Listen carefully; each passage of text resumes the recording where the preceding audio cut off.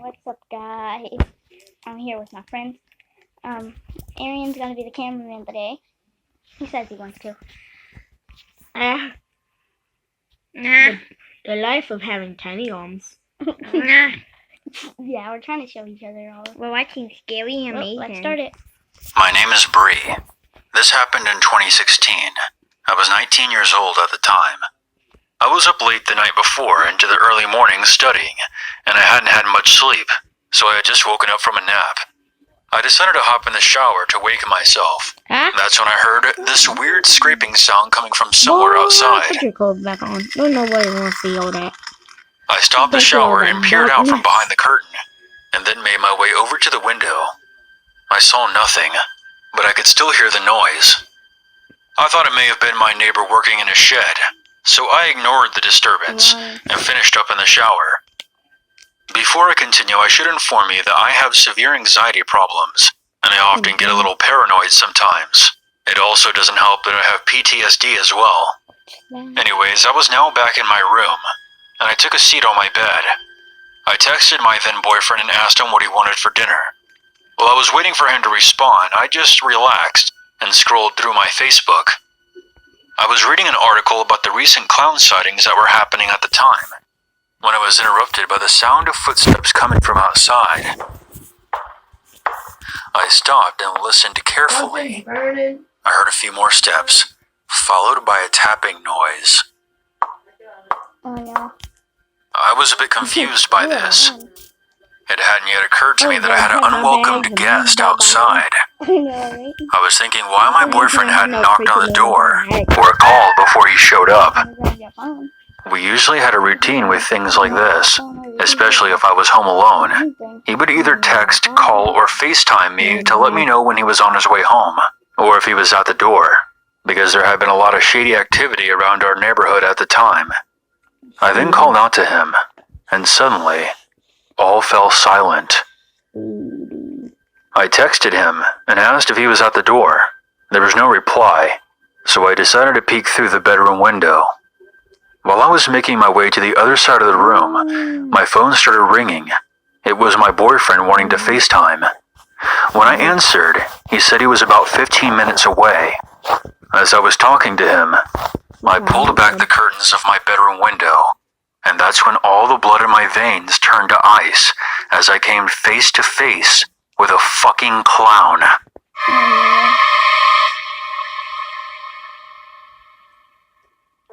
I know I wasn't hallucinating. An actual clown was looking at me through the window, smiling. After my initial shock, I actually started to laugh, thinking that this had to be some kind of prank my boyfriend was pulling on me.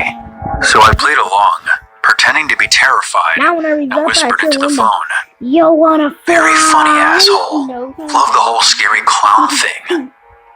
I chuckled and rolled my eyes. My boyfriend was confused, and I explained to him about the clown at the window, and said that he and his friend did a good job scaring the piss out of me. He seemed confused, saying that all of his friends were hanging out at the pub, and that he was not a part of any plan to prank me. Upon hearing this, I felt my stomach in my throat as I looked back at the clown, who was still just outside my window. He reached into his costume and pulled out a very real-looking butcher's knife. By this point, I wasn't sure what was going on, so I grabbed my baseball bat. What's that going My to do? boyfriend told me that he was now only a few minutes away. He shouted at me to stay inside and to lock all the doors and windows. I quickly closed the curtains and went into the lounge. It wasn't long before I heard a loud pounding on the front door. Suddenly, I heard a creepy voice coming from the other side. Let me in, child. I didn't respond to the What is voice, that in his but I just no stood hug. perfectly still, I think waiting for the next move. I think he's done. Loud pounding rang out again, causing the door to rattle on its hinges, but I kept quiet, even when I heard the doorknob rattling. No. And Although I was You pretty wanna scared die? at this point, no. I was also getting a tad irritated and yelled out to the clown, You could try and "Fuck get in, off! if you get in, Go you annoy can. someone else!" I then heard muffled laughter, followed by the creepy voice. Child, in. Let me in, doll. I just want to play. I want to play with your insides. You can't I play had with enough this of this. toy. I was about to go out and confront this creepy asshole myself when I heard my boyfriend's voice, who was still on the phone, say, "Hang up and call the cops." After some consideration, I thought that maybe confronting the creepy clown outside with a butcher's knife was not the correct course of action. So I did as my boyfriend said. I left the lounge and was soon explaining to the police dispatcher the situation. I was on my way back to my room when I heard the sound of glass breaking. I stopped in my tracks and told them that I think the clown just broke into the house. They immediately told me to get somewhere safe, and that's when I heard my ex yelling out, The roof? "Hey, what the fuck are you doing? Get the hell out of here. The police are on the way." The clown just bellowed out a psychotic laugh and took off. As I made my way back into the bedroom, something caught my eye. I peered out the window. Through a gap in the curtains, I saw another clown. He appeared to be holding some kind of saw blade in his hand. I went to move, but I was like a deer caught in the headlights. I couldn't move or scream. Fear then overcame me, as I realized my boyfriend was now out there with 2 creepy clowns. I screamed into the phone, "There's another clown outside my bedroom. Please hurry." After a few moments, I was relieved when I heard my boyfriend. All your favorite flavors are on DoorDash. And now we're welcoming Taco Bell to the family. For a limited time, spend $15 or more and get 50% off a Nachos Party Pack with the $0 delivery fee. DoorDash, every flavor welcome. Boyfriend at the back door. Laying your I head on quickly it. let him inside. It's weird. We then held each other tightly until the police arrived. After taking our statements, the police discovered a rusted hacksaw and an axe lying on the ground outside of my bedroom window. There were red marks all over them.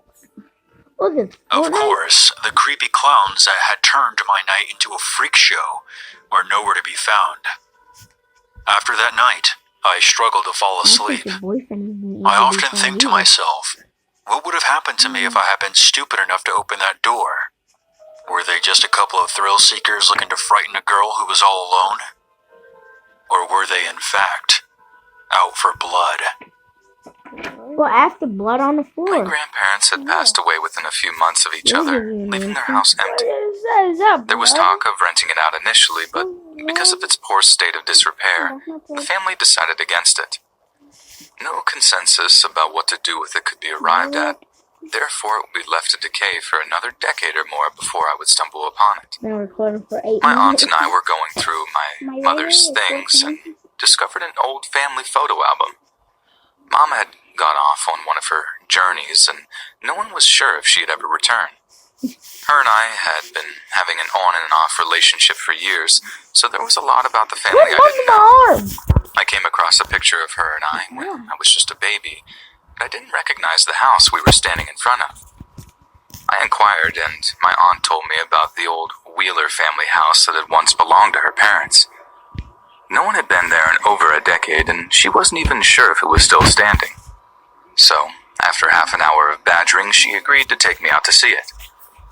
That following morning, we headed out of town through 30 miles of cornfields until we came to a turnoff that led down a long, weedy gravel road. As we crested the hill, I was taken aback.